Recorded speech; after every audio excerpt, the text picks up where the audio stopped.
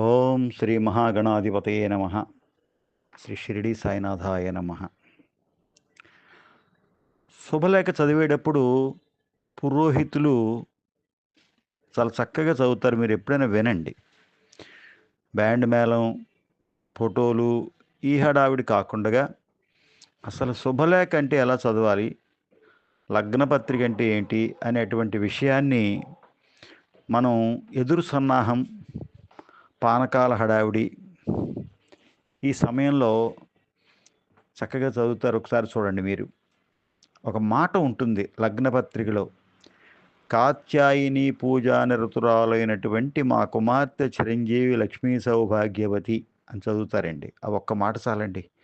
ఆ అమ్మాయికి ఆశీస్సులు, వాళ్ళ ఇంటి కోడలికి ఆశీస్సులు చాలు. ఆ ఒక్కొక్క మాట కనుక ఆ బ్రాహ్మణోత్తముడు ఆయన నోటితోటి అన్నట్లయితే అది అద్భుతమైనటువంటి ఫలితం.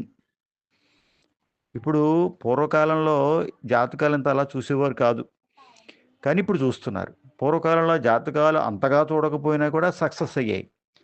ఇప్పుడు జాతకాలు ఎంత బాగా చూస్తున్నా ఫెయిల్ అవుతున్నాయి ఎక్కువ శాతం. దీనికి గల కారణం ఏంటంటే, ఎక్కడా కూడా పెళ్ళిళ్ళు సరిగ్గా జరగట్లేదు. పురోహితుని చెయ్యనివ్వట్లేదు. యజమాని మాట్లాడు, పక్కన నిలబడతాడు. అంచేత ఏమవుతుందంటే తత్ఫలితం ఆ వధూవరుల మీద పడిపోతోంది. 3 రోజులకే విడాకులు తీసుకున్నారు మొన్న ఎవరో ఒక చోట. అసలు ఏంటి, ఎందుకు జరుగుతోంది అనంటే, దీంట్లో తల్లిదండ్రులు గుర్తుపెట్టుకోవాల్సినటువంటి ఒక విషయం ఏంటంటే, బాగా జాతకంలో ఉన్నటువంటి దోషాన్ని కూడా హరించగలిగేటువంటి శక్తి బ్రాహ్మణోత్తములు వివాహం చేసేటప్పుడు ఉన్నటువంటి మంత్రాలలో శక్తి ఉంది. పూర్వకాలం కరెంటులు లేవు, ఫోటోలు లేవు. చక్కగా విసురుతూ బ్రాహ్మణోత్తముడికి లగ్నాష్టకాలు, సూర్ణిక, మహాసంకల్పం ఇవన్నీ చెప్తుంటే చక్కగా కూర్చుని వింటూ ఉండేవారు, ఒకరి తర్వాత ఒకరు. మరి ఈవేళ ఆ అదృష్టం మనకి ఎవరికీ లేదు. కారణం ఏంటంటే, మనం బ్యాండు ఓ 1,50,000 అలా పెట్టి ఖర్చు పెట్టి పెట్టిస్తాం. మరి వాళ్ళు వాయించకపోతే మనకి కిట్టదు కదా మరి, అంచేత వాయించండి అంటారు వాళ్ళని. అలాగే ఫోటోలు లక్షల్లో అవుతోంది, వీడియోలు లక్షల్లో అవుతోంది. ఇక పైన వాళ్ళకే ప్రిఫరెన్స్ ఇవ్వడం. అంచేత ఏంటంటే ఇవన్నీ కూడా వెరసి ఈ పిల్లల జీవితాల మీద ఆధారపడుతున్నాయన్నమాట. ఇది ఎంతవరకు చేస్తారు, ఎంతవరకు చేయలేరు ఈ కాపురాలు అనేటువంటిది ఒక ప్రశ్నగానే మారుతోంది. దీనికి మనందరూ బాధ్యులమే. ఇప్పటికైనా కళ్ళు తెరచి, పూర్వకాలంలో మన తాతలు, మా అమ్మలు, అమ్మమ్మలు ఏ విధంగా చక్కగా నిండు నూరేళ్ళు సౌభాగ్యవతిగా చక్కగా ఉండేవారో, ఇప్పుడు కూడా అటువంటి పద్ధతి వారసులకి రావాలని మనం ఆశిద్దాం.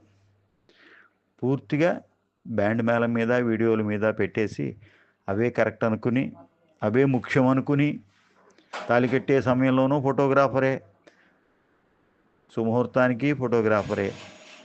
కొన్ని సందర్భాలలో మొన్న ఎక్కడో చూశాను, ఆ దంపతులిద్దరూ కూడా తలంబ్రాలు బియ్యం చేత్తో పట్టుకున్నప్పుడు ఆ ఫోటోగ్రాఫరు ఆ నేల మీద పడుకుని అక్కడ ఆ వధూవరుల మధ్యలో ఫోటో తీస్తున్నాడు.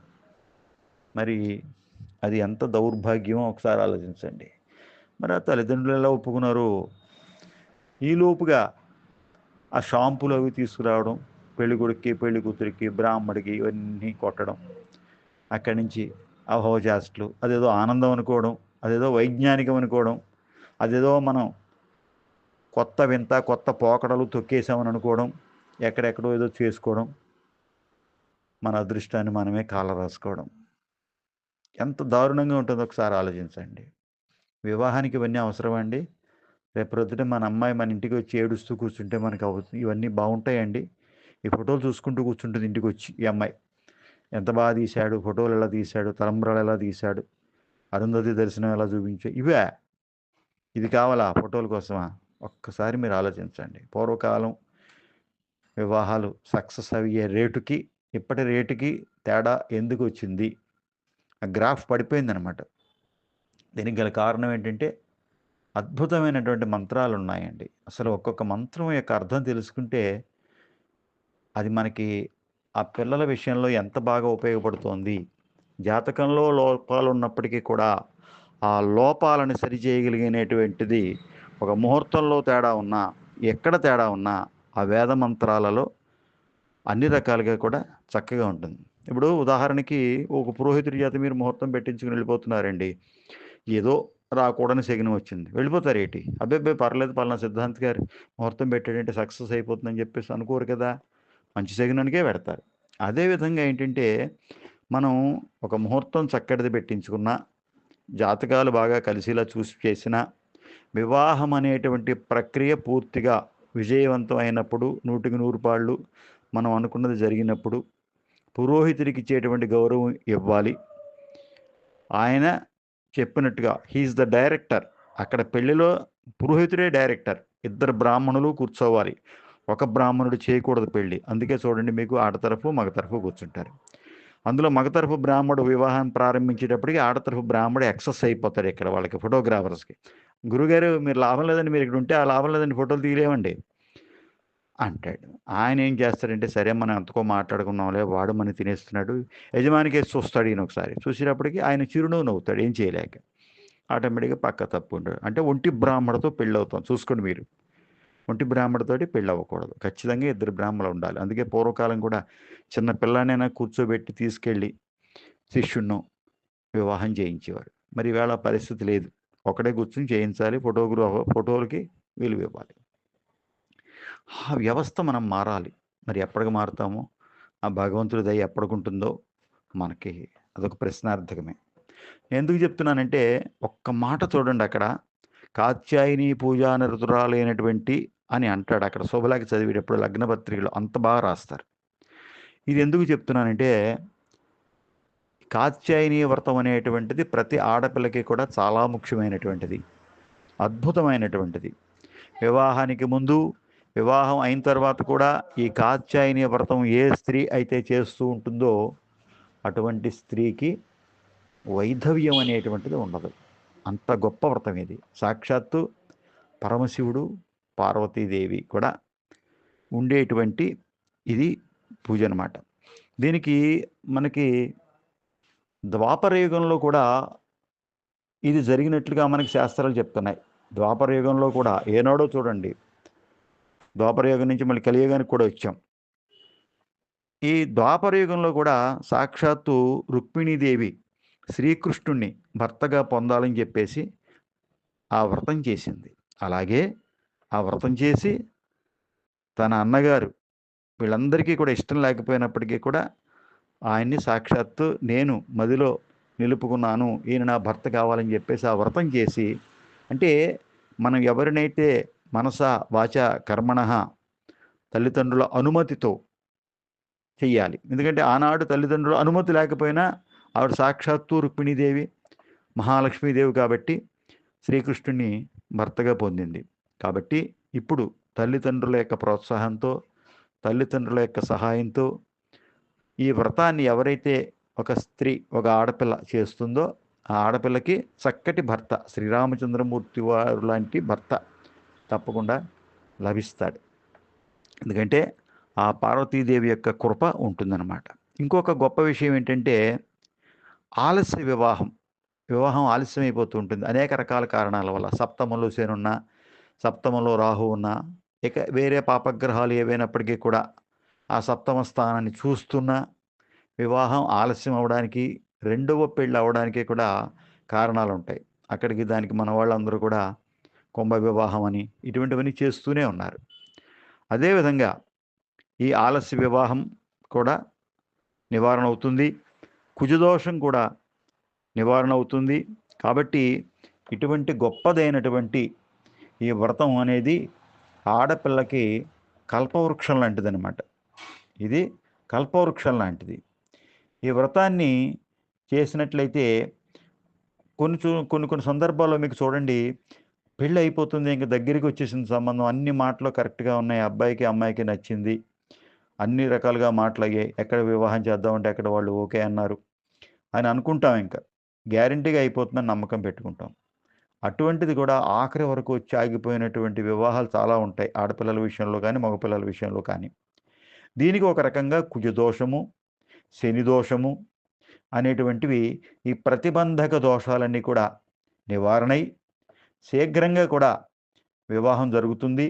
అలాగే ఏ ఆడపిల్ల అయితే వివాహానికి ముందు కానీ వివాహం తర్వాత కానీ ఈ కాత్యాయని వ్రతాన్ని చేస్తూ ఉంటుందో ఆ అమ్మాయి తప్పకుండా అఖండ సౌభాగ్యాలతోటి తప్పనిసరిగా కూడా ఆశీర్వదించబడుతుంది ఆ పార్వతీదేవి చేత అనమాట, కాత్యాయని అమ్మవారి చేత.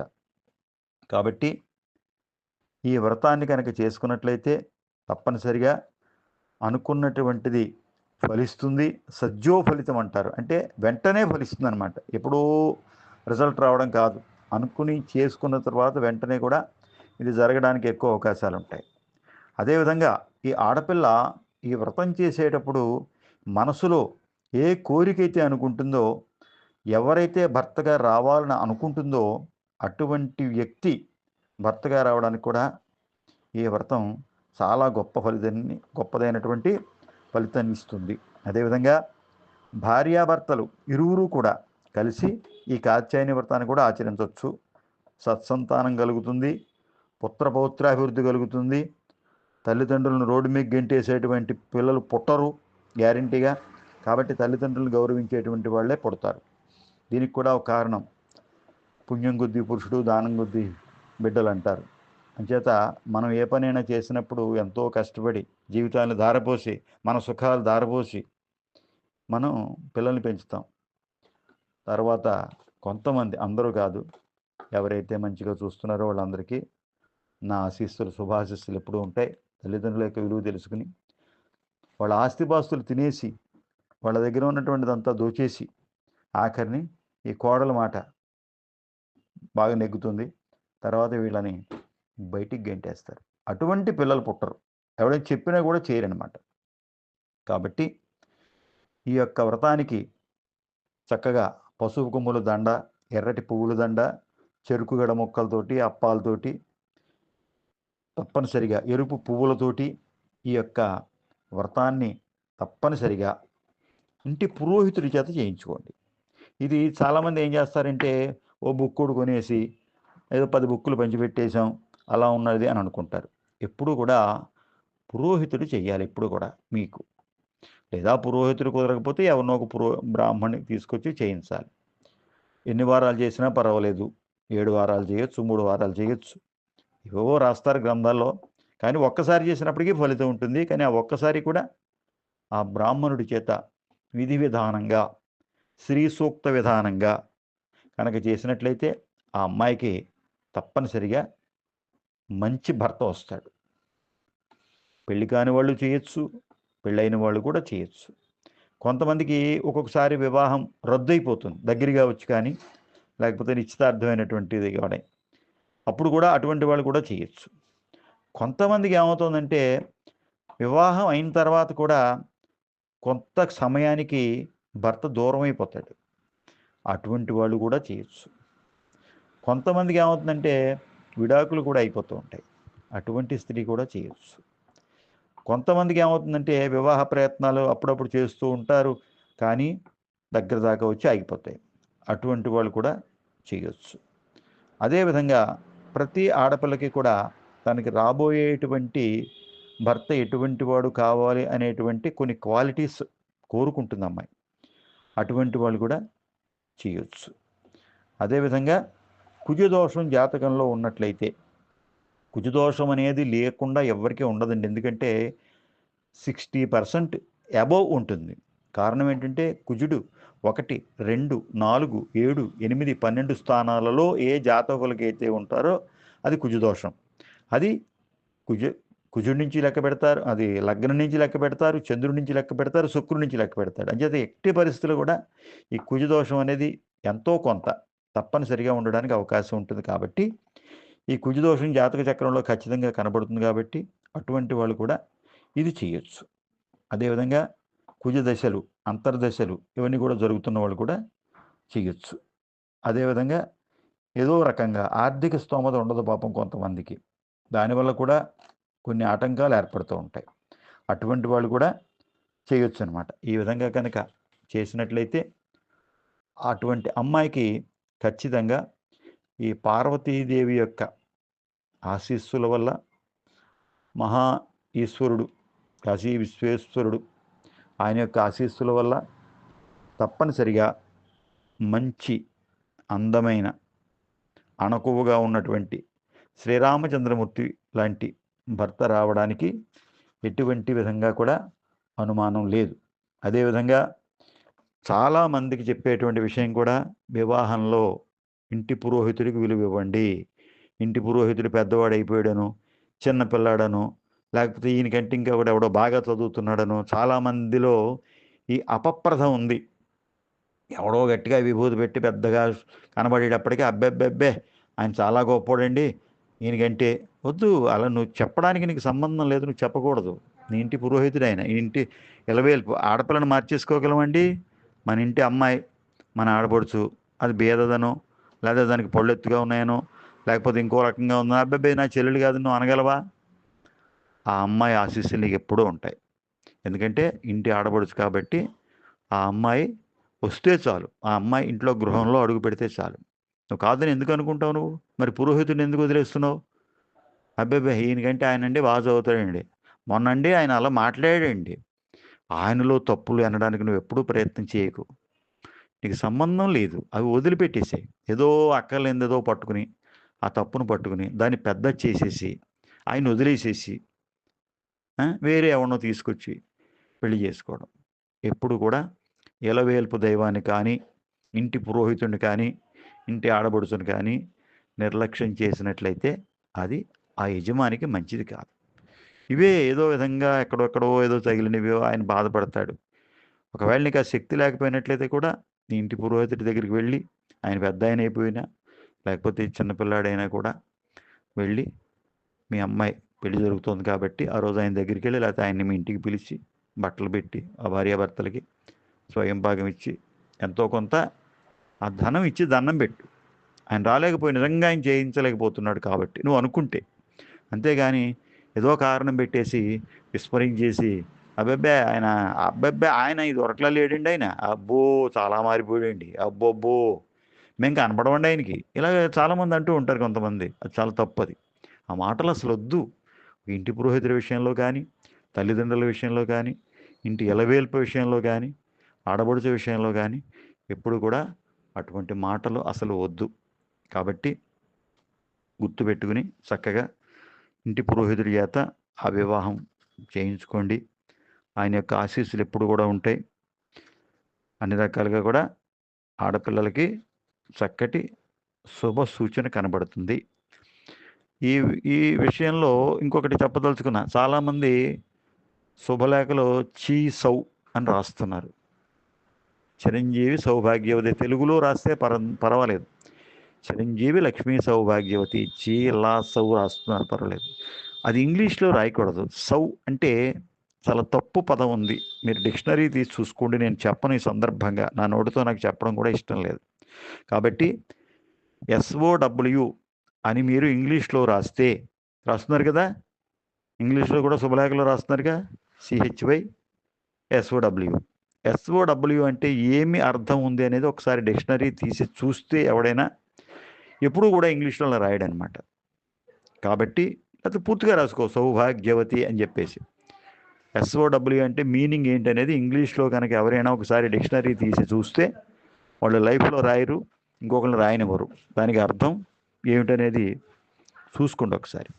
కాబట్టి ఇటువంటి మంచి మంచి జాగ్రత్తలు తీసుకుంటూ మీ యొక్క పిల్లల పెళ్ళిళ్ళు శాస్త్రీయంగా చక్కగా పద్ధతిగా చేయండి. ఖచ్చితంగా వాళ్ళకి మంచి పిల్లలు పుడతారు. వాళ్ళు ఆ మనవలతోటి మీరు చక్కగా ఆడుకోండి. మీ శేష జీవితాన్ని అంతటికి చక్కగా గడపండి. మనవలతో ప్రేమను పెంచుకోండి.